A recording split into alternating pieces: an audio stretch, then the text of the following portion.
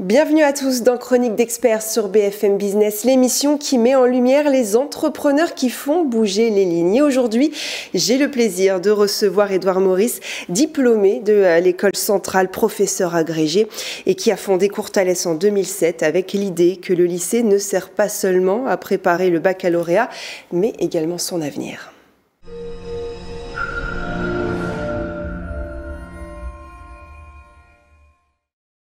Édouard Maurice, bonjour, merci d'être avec nous. Alors Courtales propose un accompagnement d'excellence pour les élèves de lycée allant du soutien scolaire classique à la préparation spécifique aux études supérieures les plus sélectives. Alors le Covid est arrivé en pleine réforme du lycée, du baccalauréat, c'était en 2019, réforme du bac, c'est-à-dire terminer les filières classiques, place aux spécialités. Et d'ailleurs, aux dernières nouvelles, les mathématiques vont faire leur grand retour cette année, normalement, dans les matières principales. Et près de 4 ans après, quel recul vous avez, vous, sur cette réforme? Est-ce que ça a été dans l'intérêt des élèves? Alors, c'était une réforme nécessaire et ambitieuse. Le problème, c'est qu'elle a été grandement perturbée par le Covid, d'une part, et puis qu'elle était, justement, comme je viens de le dire, elle était très ambitieuse. Donc, remplacer les filières par les spécialités...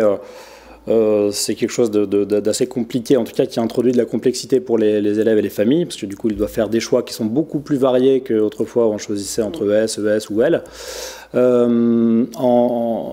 En plus de ça, donc, on a le baccalauréat qui termine tout ça, qui a vu l'introduction du contrôle continu, des épreuves tout à fait nouvelles avec un grand oral qui est arrivé aussi. Donc tout ça, c'est très très bien, mais... ça a compliqué un certain nombre de choses. De toute façon, c'est un changement, donc le changement perturbe toujours un petit peu. Et puis, le Covid a évidemment compliqué sérieusement la donne. Donc, on avait des élèves qui étaient déjà un petit peu plus fragiles qu'autrefois. Bien sûr. Le Covid les a fragilisés davantage encore. Et donc, cette réforme par-dessus tout ça, dont les objectifs sont tout à fait louables et justifiés, je pense qu'à long terme, elle sera bien. Je pense qu'elle était nécessaire.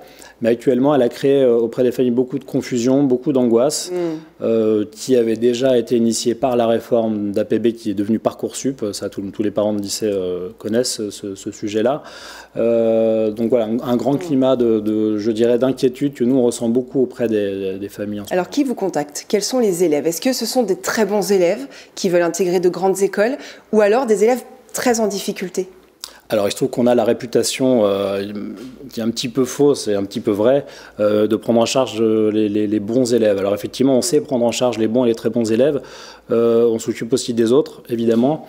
Il y a quelque chose de très nouveau qui a été intégré maintenant par les familles, c'est que l'accès aux études supérieures n'est plus de droit, et que dans les universités qui autrefois avaient la réputation de prendre tout le monde, de ne pas être sélectives, on a vu, le Parcoursup a été l'occasion d'instaurer une forme de sélection à l'entrée dans les universités, dans les cursus dits autrefois non sélectifs.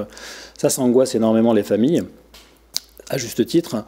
Et donc les gens nous viennent désormais non pas parce qu'ils sont en difficulté, parce que leurs enfants sont en difficulté, ça ne veut pas dire qu'ils ne le sont pas d'ailleurs, mais ils ne viennent pas pour ça, ils viennent pour préparer un projet, et globalement pour se préparer à une entrée à Sciences Po, en médecine. Justement, quels sont les programmes que vous proposez pour ces élèves? J'imagine que c'est en fonction de leur choix d'études.